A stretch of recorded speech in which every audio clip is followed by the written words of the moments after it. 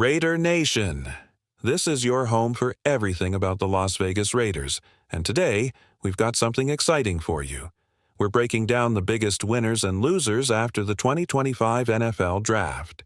Now remember, the players we'll talk about today were already part of the Raiders roster before the team brought in 11 new draft picks and signed 14 undrafted free agents. First, we'll dive into the offense, and later we'll hit the defense. Here, we don't slow down. We bring you Raiders news 365 days a year, no breaks, just passion. And speaking of passion, before we jump into the latest Raiders news, make sure to subscribe to the channel, like this video, and press the bell icon so you never miss an update. Let's move on to the new news. All right, let's kick things off with some offensive winners. First up, Michael Mayer. There were rumors flying around that the Raiders might grab another tight end, but it didn't happen. That's a huge win for Mayer. Plus, he stayed with the team. No trade drama. With new weapons like Brock Bowers and Jacoby Myers on the field, Mayer could shine even more, staying strong as one of the top tight ends. Next, let's talk about Aidan O'Connell. Some people thought the Raiders might draft a new quarterback early, but they didn't. They waited until the 6th round to pick Cam Miller. That's great news for Aidan. It means he still has a strong spot on the team and could be a solid backup, maybe even to someone like Geno Smith. And we're just getting started. Let's move on to the next winner. When we talk about winners on the Raiders offense, sometimes it simply means a player managed to keep his spot. But for others, like Geno Smith, it's a clear victory. The Raiders didn't hold back this draft. They grabbed exciting wide receivers like Jack B. and Thornton, who can stretch the field with their speed. And don't forget about Tommy Mellott, an incredible athlete whose skills remind people of Julian Edelman. If Mellott fits well into the system, he could be a major surprise. The Raiders didn't stop there. They also picked up Ashton Jeanty, a powerful running back who adds serious strength to the offense. Plus, they drafted 2 extra offensive linemen. It's crystal clear the Raiders are building a strong wall to protect Geno Smith and give Jeanty room to dominate this season. Another big winner? DJ Glaze. Before the draft, some people thought his spot might be in danger. But guess what? Instead of drafting someone like Armand Membou for his position, the Raiders showed trust in Glaze. Yes, they brought in Caleb Rogers and Charles Grant, but it looks like those two will mainly work on the left side of the line, meaning Glaze's role is safe and solid. And finally, we have Jackson Powers Johnson, JPJ. He perfectly fits the new attitude the Raiders are bringing, a tough, physical style of football. They want to run the ball hard, just like the Eagles and Lions do. They want opponents to feel the pressure every single play. With players like JPJ, who love to block and dominate at the line, this team is turning into a real powerhouse. Now, I want to hear from you. Who do you think is the biggest winner for the Las Vegas Raiders after the 2025 NFL Draft and the UDFA signings? Let's see which Raider you believe gained the most. You could make a strong case for Ashton Jeanty being one of the biggest winners from the draft. The Raiders built this offense to give Jeanty every chance to explode onto the scene. But honestly, if I had to pick the biggest winner on offense, it's Geno Smith without a doubt. The Raiders handed him the perfect setup, a powerful running game and dangerous weapons for those short and mid-range passes where Geno shines. If everything clicks, this could be the best season of Geno Smith's career. Now let's talk about some players who didn't come out of the draft as lucky. First up, Trey Tucker. There's still hope for Tucker, especially in the return game, but seeing the Raiders draft 3 receivers, 1 in the 2nd round, Bess, 1 in the 4th, Thornton, and 1 in the 6th, Mellott, had to sting. It's clear the team is adding serious competition. Bess looks like a better receiver right now, and Thornton brings the kind of pure speed the Raiders love. Tucker might find a role on special teams or as a gadget player, using jet sweeps or quick runs where his speed can scare defenses. But his path to being a starting wide receiver just got much harder.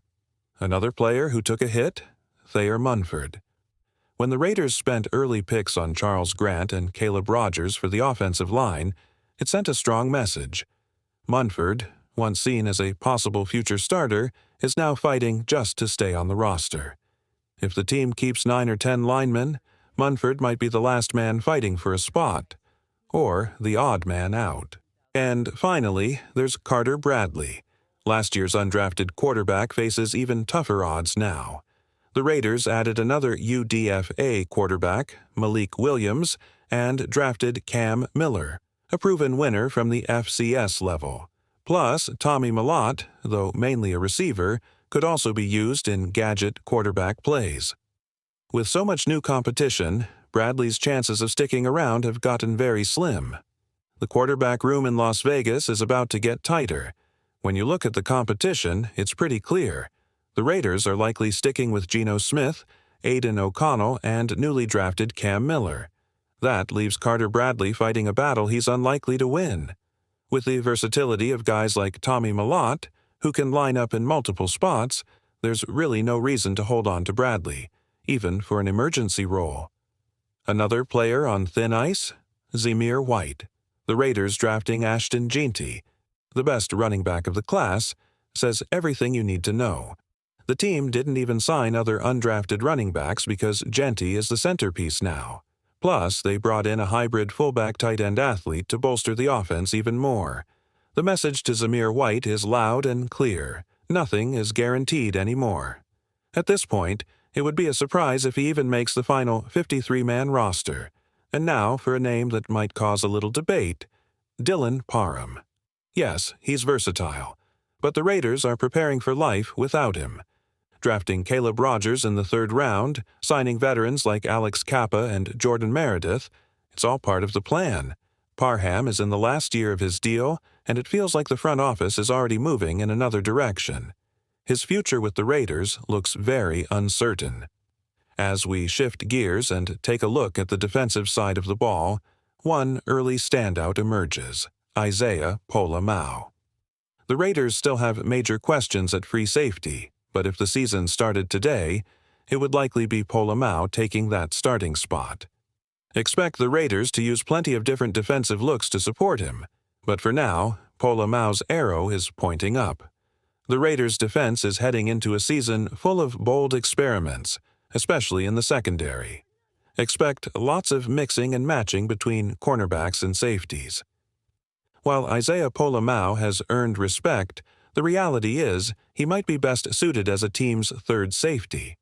Many believed Las Vegas would chase a new free safety in the draft, someone like Xavier Watts. They had the chances, but they passed. Instead, they showed their confidence in Pola-Mao by handing him a 2-year, $8 million extension earlier this offseason. That decision speaks volumes. The Raiders are betting big on him. Looking at the linebacker spot, Devin White stands out as a major winner. While Elandon Roberts remains the heart of the unit, the draft revealed something important. The Raiders didn't seriously hunt for a starting linebacker replacement. They waited until the 7th round to add linebacker depth and signed a few undrafted guys, but no one who immediately threatens White's role. For now, he's locked into a starting job, though the position still feels like one of the roster's thinnest areas heading into camp. Over at strong safety, Trey Taylor is another name climbing the ladder. Even though the Raiders added one of Taylor's former teammates as an undrafted free agent, the real story is the team's new defensive style. Physicality first. From Jeremy Chin to Lonnie Johnson Jr., the Raiders are building a brutal, hard-hitting safety room. While Taylor isn't quite as physical as others, he's no lightweight either. And winning the Jim Thorpe Award proves he has the talent to be a real difference-maker. This might just be the year he steps into the spotlight. Already battling off-field issues, Snowden's path to making the roster just got even tougher. Las Vegas drafted versatile linemen who can both rush off the edge and clog the middle, leaving Snowden buried on the depth chart. Plus, standout UDFA John Joyner has arrived, and he already looks better than Snowden. Even Andre Carter, too, seems poised to pass him up. Another defender feeling the pressure is Matthew Butler. Once seen as a promising project, Butler is now fighting an uphill battle. The Raiders used 2 mid-round picks to add fresh talent to the defensive tackle rotation. with new names like Kyle Pico, John Lualu, and of course the massive addition of Christian Wilkins, Butler finds himself dangerously close to the chopping block.